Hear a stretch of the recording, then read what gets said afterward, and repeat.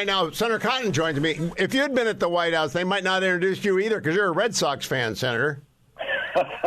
Well, I was pleased to join the Red Sox in 2019 to celebrate their great 2018 World Championship, just like I'm looking forward to joining them next year in 2026 to celebrate this year's World Series championship when they no doubt beat the Dodgers in the World Series.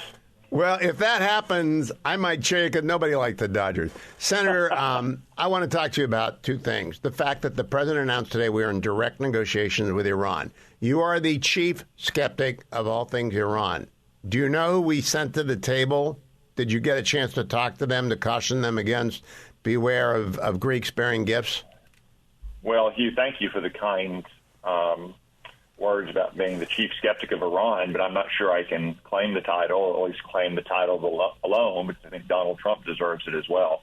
In fact, the very first conversation I ever had with Donald Trump was in the late spring of 2015. He's just starting out as a candidate, and I was fighting against Barack Obama's ill-advised nuclear deal with Iran, and he thanked me for my efforts on that, said he agreed with me totally, and he's never wavered in that regard. He's always said that Iran cannot be allowed to have a nuclear weapon, and he said repeatedly, publicly and privately, over the last couple of months, that he can't allow Iran to get a nuclear weapon. He'd like to do so with a deal, which would be better for everyone, but if we don't have a deal, there will be bombing, as he put it last week.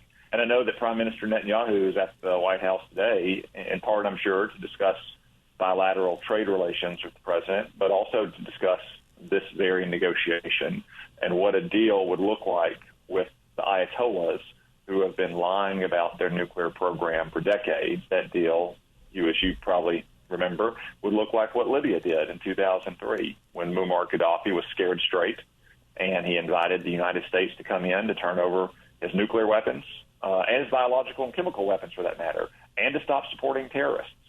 And eventually, although Muammar Gaddafi had a lot of blood of Americans on his hands, he did come in from the cold, and we lifted sanctions on Libya. We removed them from the list of state sponsors of terrorism, and they became a de facto ally. That's what a complete and verifiable nuclear deal looks like. Any idea who is doing our talking for us? Hugh, I have some idea. I'm not sure the president has disclosed that, though. Maybe he has, but I think I'll keep that just between myself and the president for the time being. Remember, what matters in the end is not so much who sits down at the table, but rather what Donald Trump decides to do. And as far as I'm concerned, I don't think he's put a foot wrong yet in the Middle East. We've been finally hitting back at a bunch of outlaw rebels in Yemen who are just another terrorist proxy for Iran. That's long overdue. Joe Biden left our sailors like sitting ducks in the Red Sea, and Donald Trump very sensibly said, if you shoot at us, we're going to hit back many times harder. And he said, if you stop shooting at us, then we'll stop shooting back at you. But this is another important part of degrading Iran's ability to target the United States and target our friends in Israel and the Arab Gulf nations. In the room with the president, when they were talking with Prime Minister Netanyahu and his team, are Vice President Vance, Secretary Rubio, Secretary Hegseth, and National Security Advisor Waltz. These are not the people you bring along for the tariff discussion, though I'm sure Secretary Lutnick is around there and Peter Navarro and everybody else. Those are the people that you bring around to talk about Iran. Am I right? Yeah, Hugh, that's right. And also just based on our trading relationship with Israel, I mean, Israel used to be a very high tariff, very highly regulated country with lots of non-tariff trade barriers. That's a throwback to their old labor days, where they were semi-socialist nation. Thanks to Prime Minister Benjamin Netanyahu's tenure as finance minister, in between his tenures as prime minister, though, Israel significantly reformed its economic policies and trade policies. It's unleashed, the rapid economic growth of Israel, and Israel is one of our best, in many cases, fairest trading partners. So I do expect, although the trade was on the agenda, that this is primarily a security discussion because, as President Trump has said, we're coming to the end game with Iran. They're just months, maybe weeks away from enough enriched uranium to have sufficient amounts for at least a testable, if not a deliverable nuclear weapon. And they're only probably 2 or 3 years away from having missiles that could hit us here in the United States. So this is not just an Israel problem. This is a United States problem. The threat is imminent. So, last question, Senator.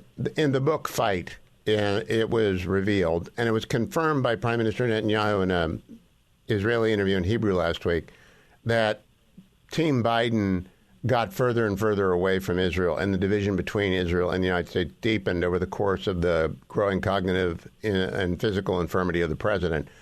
Do the people who were soft on Iran, are you satisfied they are out of the government now? The people that we were worried about who are absolutely soft on Iran, are they gone? Well, yeah, Joe Biden, first off. Yeah. He's the number one person gone, and a lot of his senior aide. I'm sure, Hugh, there's still some bureaucrats, maybe even some low-level Trump appointees who don't agree with the president. But I think everybody should take their cues from what the president has said, and he's been consistent going back a decade that he will not allow Iran to have a nuclear weapon.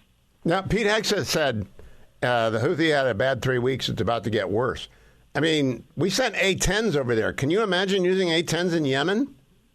Yeah, it has been a very bad run for these rebels in Yemen, who, again, are Iran's terrorist proxy. They've been shooting at Israel. They've been shooting at our sailors. This is one more step in our efforts, not just to protect our people, protect our allies, but to degrade Iran's terrorist proxies. So they can't do that anymore. And if it does take military action to stop Iran from getting nuclear weapons, that's one less deterrent that Iran will have, just like Israel has done such an amazing job of devastating Hezbollah and Hamas's war-making capabilities. Thank you so much, Senator. We'll excuse you with your Red Sox fixation for that, so long as you don't cheer for the Dodgers. Don't go anywhere.